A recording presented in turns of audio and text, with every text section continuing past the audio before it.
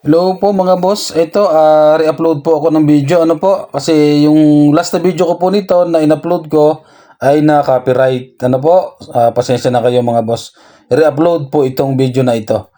Sayang naman po kung makaka-copyright. Sayang naman po. Ano. Ito, mga boss.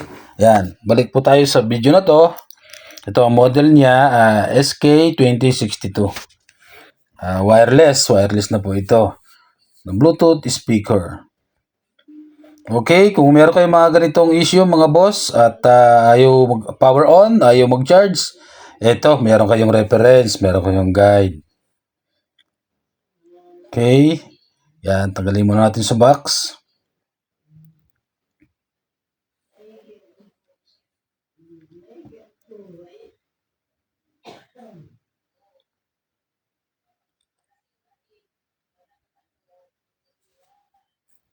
Yan, ito pala mga boss ay binuksan na ng unang may-ari ng ano na to, Bluetooth, tinignan ang loob kaya yung kanyang label sticker ay punit na, no?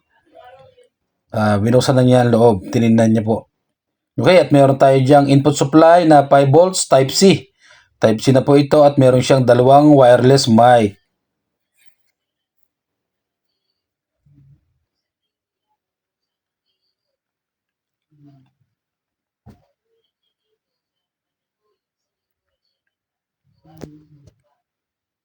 Okay, testingan muna natin para makita nyo po yung issue ng Bluetooth na ito. Okay, saksak tayo. Adapter. Yun. So, wala po tayong nakikita dyang indicator light. Pagsaksak mga boss, ano po. Kaya dito makikita natin yan na wala talagang power, not charging ang ating Bluetooth. Ito po ang i-share ko sa inyo ngayon mga boss sa video na ito.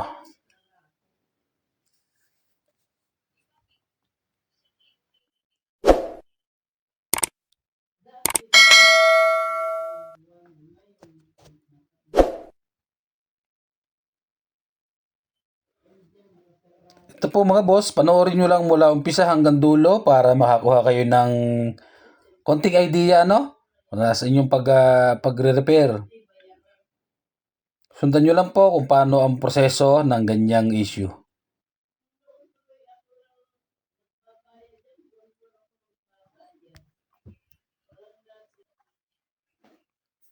Okay, dito nabuksan na natin ang Bluetooth. Ang ano niya.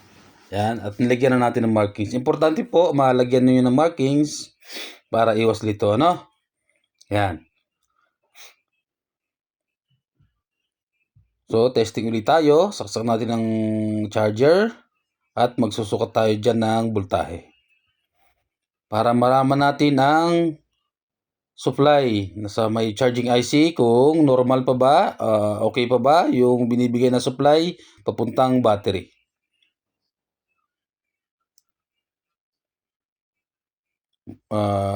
Madali lang to mga boss, sundan nyo lang po para makakuha kayo ng idea. Tapusin nyo ang video hanggang dulo. At para kung sakaling ganito ang inyong issue, magawa niya po ninyo ang inyong Bluetooth. Okay? So, yan.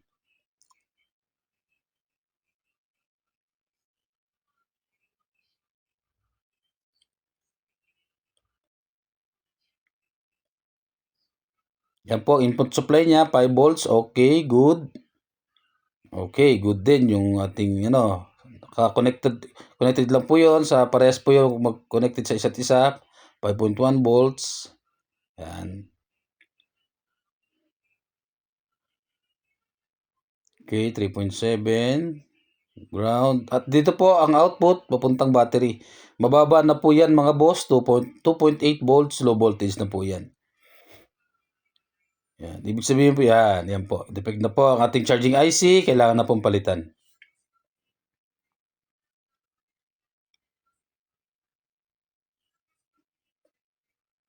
So yan. Dito po mga boss. Tatanggalin na natin yung charging IC. Ayan. At makikita nyo din dito kung ano ang yan, nasa caption naman po kung ano ang pinalit natin. Yan. Lalagay ko po sa comment section ang link kung saan mabibili ng parts na ikakabit natin dyan. Pero yan muna, tanggalin muna natin ng charging IC. Okay? Yan, so ito yung kanyang Type C. Yan, 5 volts. Yan ang charging IC niyan. Yan, tapos ang output, diretso doon sa red na socket, sa battery po niya yan. Okay.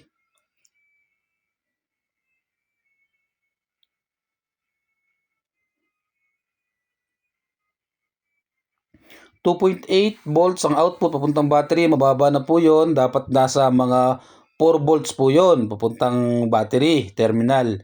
Yun po ang normal voltage niya.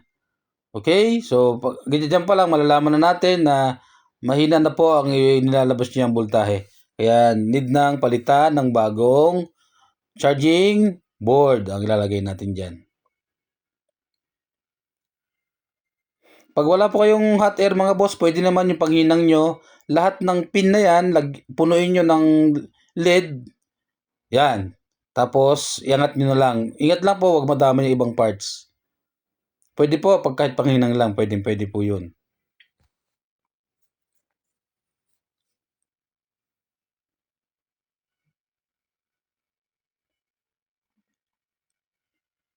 So yun, tanggal na. Wala po kasi nabibili yan mga boss, ang ganyang IC. Wala pong available na pares ang ganyang model.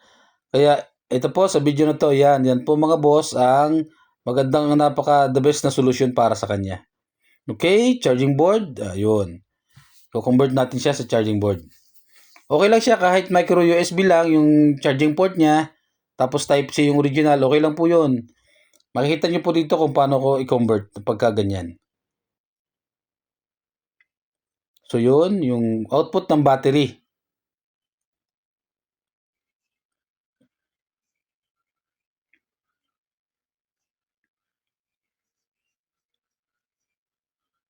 Yan ang input ng supply, 5 volts.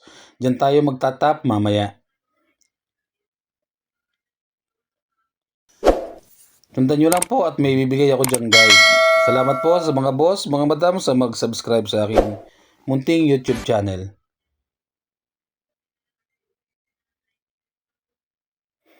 Maraming pong salamat sa mga subscriber ko po, nakasubscribe na. Maraming pong salamat sa suporta mga boss at sa magsasubscribe pa lang.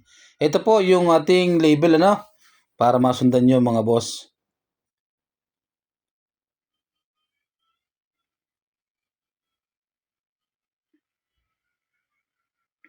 Yan, pinapakita ko yung input supply. Kung saan tayo magtatap, ito po yung label. Okay, sundan nyo lang po.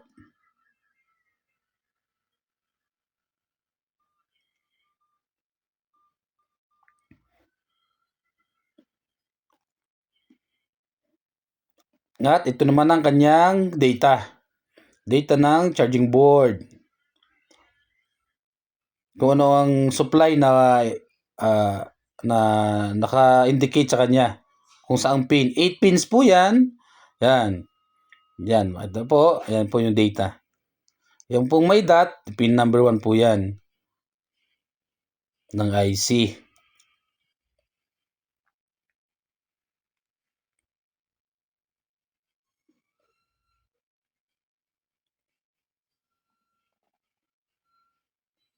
So yun, pin number 1, 0 volts, 0 volts. Okay, 0. Tapos yan, 5.1 volts. Connected po yan sa input doon sa pin number 5. Okay. 5 volts at yun. Pin number 6, number 7. Then pin number 8, 4 volts. Yun po ang output papuntang battery. 4 volts po yun. Yun po ang normal na output na niya dapat. Okay, so dito naman na tayo, magtatap na tayo ng wire papunta sa charging, so sa Bluetooth board.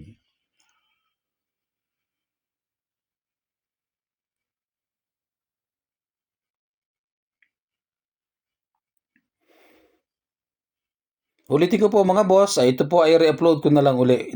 Dinilit ko po yung una kong video na to. Pares lang naman po ng video ko na ito, kaso yun nga po copyright yun. Sayang naman po kung copyright ang ating video, ay kaya kailangan pong i-delete muna tapos re-upload uli. Yun, salamat po mga boss sa unawa. Salamat po mga boss. So yun, ito yung kanyang 5 volts input. Okay, galing sa type C. Okay, 5 volts input supply. Diyan, yan. Dito po, importanteng masundan nyo mga boss sa pagtatap para hindi kayo malito. Yan.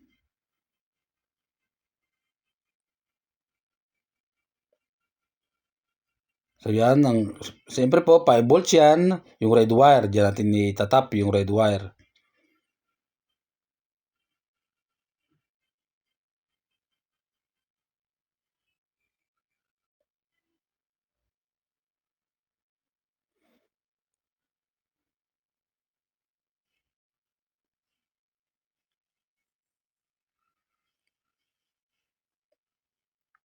Okay, yung naka-indicate FM antenna po niya yan, hindi kayo magtatap diyan.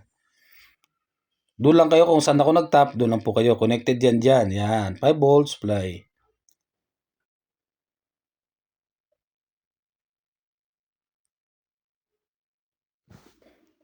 Okay, tapos itong ating ground diyan sa may grounding ng sa may memory card. Yan, sa may ano lang niya. Sa ground, pinakapaa po ng sa memory card socket.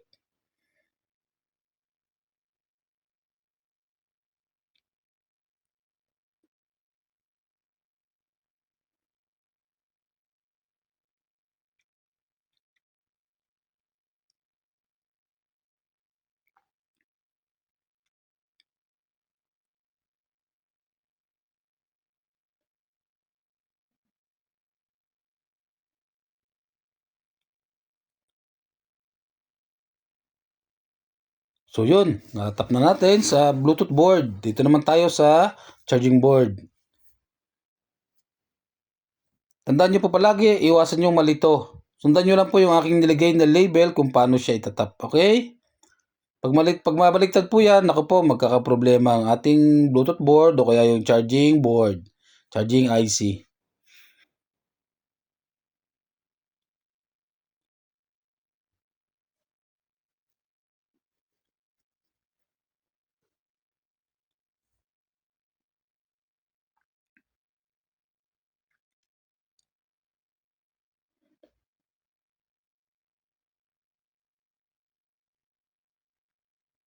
Okay. So yun. Kung saan itatap ang ating mga wire.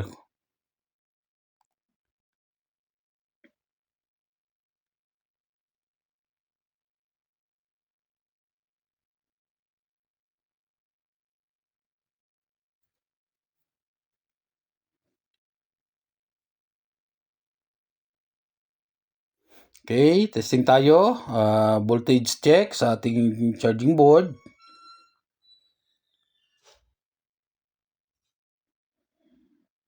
Kung sakto ang supply, input, yun, okay po, no? 5.1 volts sa input po yan. Diyan kasi tayo magtatap ng dalawang wire na black at saka red. Tapos sa output ng battery, yun, 4.1 volts. Papunta na pong battery yun. Okay?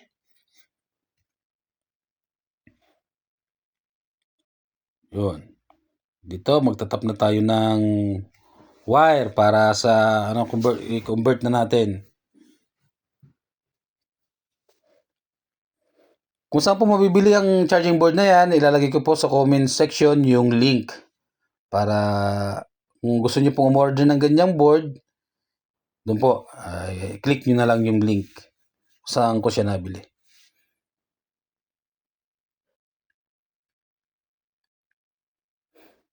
Ito po kasi yung mga ganyang Bluetooth, pag ayaw mag-power on, ayaw mag-charge, madalas po ito na charging IC ang problema niya, no?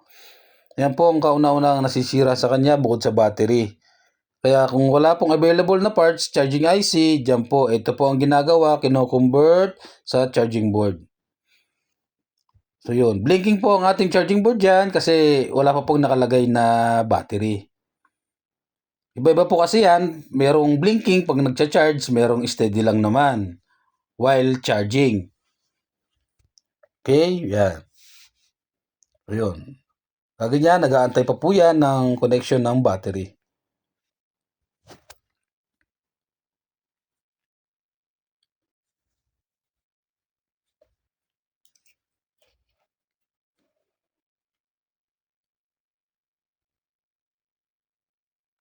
Okay, voltage check tayo sa output. Sa papuntang battery na po ito. Kung hindi nagbago. So yun, 4.1 volts. Yan po ang ating kailangang supply para malagyan ng laman ng ating battery.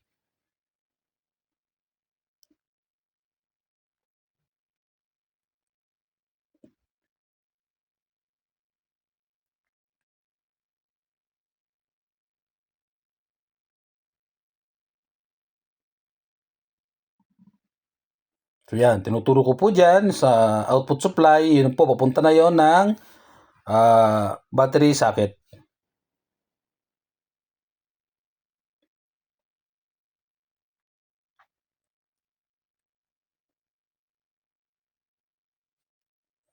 Dito mga boss, yan, importanteng ayan, yan, testingin natin dito yung laman ng ating battery na hindi pa na-charge sa ating kinonvert na Bluetooth board. Ano po?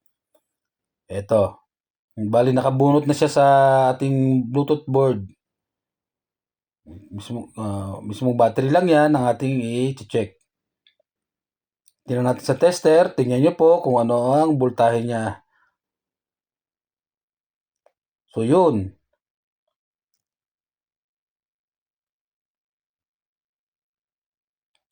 Yan, low voltage po yan. Pagka ganyan, hindi po mag-on ang ating Bluetooth. Pagka ganyan, 3.1 volts, mababa na po yan. Mamaya, i-compare natin yan. Pagkumpara natin, pag na-charge na natin sa ating charging board, kung nadagdagan ba yung laman ng battery. Okay?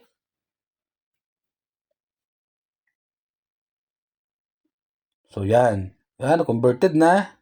Diyan mga boss, mapapansin nyo po, wala pa yung ating black wire. Hindi pa nakakabit. Ano po? Pero kailangan nyo maikabit nyo rin po doon sa ground ng socket. Mamaya ilalagay ko po yan, ikinabit ko yan. Yan, wala pa po siya. Yung red pa lang ang inilagay ko. Yan, papunta po yan ng positive supply ng socket. Pares lang po yan. Yung red na yan, plus pares lang po yan. Unang connection yan.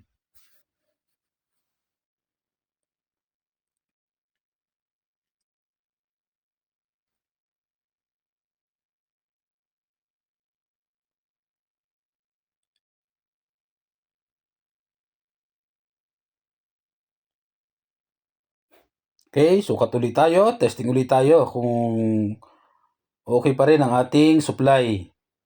Yun o, blinking pa rin ang ating charging board. Yun nga po kasi wala pa siyang battery. Kailangan po ma-monitor nyo yung output voltage papuntang battery galing charging board para wala pong problema pag mag-charge na kayo.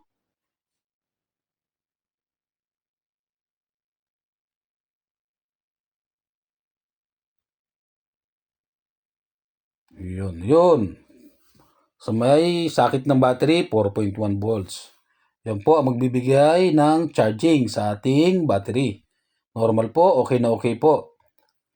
Hindi nag-drop ang ating voltahe, yun pa rin. Okay, kahit na i-tap na natin sa Bluetooth board. Indikasyon po yan na okay po ang ating inilagay na board, na charging board. So yun, dyan, i-charge na natin at para malaman natin kung gumana yung ating Bluetooth ating charging board. Ano po? Yan. Nagkakat po ako ng video dyan kasi nga po inobserbahan ko siya kung nag-charge siya dyan. Kung nagkaroon siya ng laman.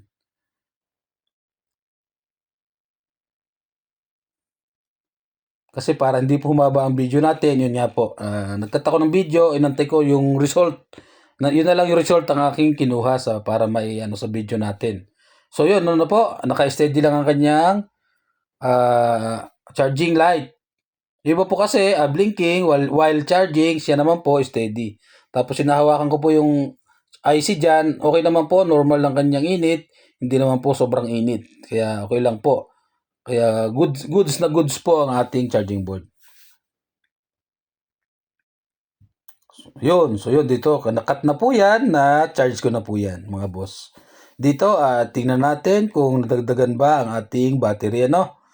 Kung, kung gumana ang ating charging board. So yan.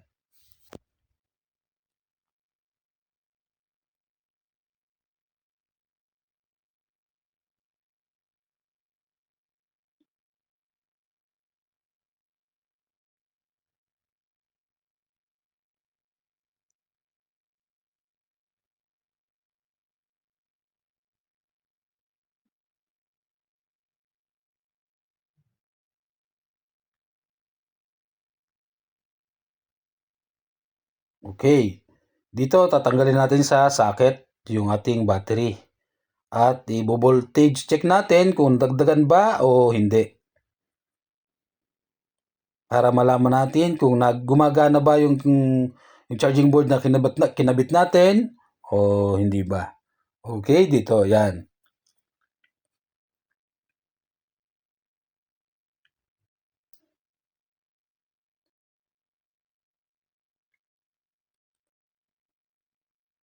Yan, testingan natin. Tingnan nyo po sa tester kung nagbago ba, kung nagkalaman ba siya. Ayun po, at meron tayong 3.5 volts. Okay, so good po yung ating charging board na kinabit. Nagkarga po siya.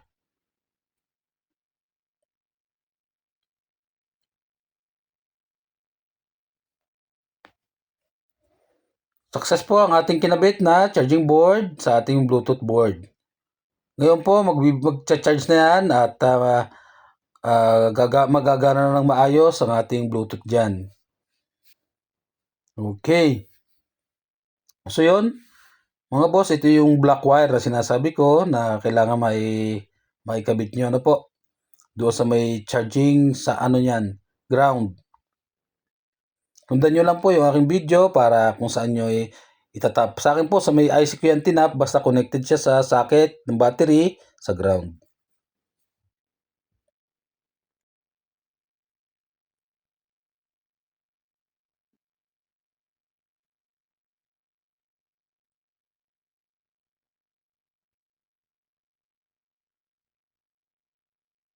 So yun, katap na siya, ano po?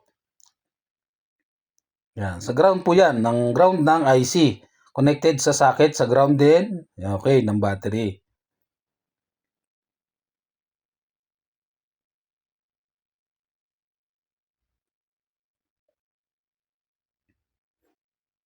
Yan, pagka ganyan mga boss, ready for testing na po tayo dyan. Kasi na-convert na natin at nag-charge na din ng ating battery. Salamat po sa mag-subscribe mga boss, mga madam.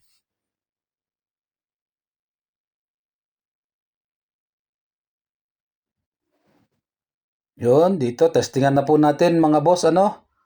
At, ready na ang ating Bluetooth dyan. Sana po mga boss, itong aking video na to nakakatulong sa inyo sa nakapanood na aking video na to. Sa mga subscriber ko po, salamat po sa suporta nyo mga boss. Maraming salamat po sa panonood sa aking video. At sa magsasubscribe pa lang po, salamat din po mga boss. Sana nakatulong po yung aking video na ina-upload. Yung mga video ko pong ina-upload. Ano? Ito po, testing na natin mga boss.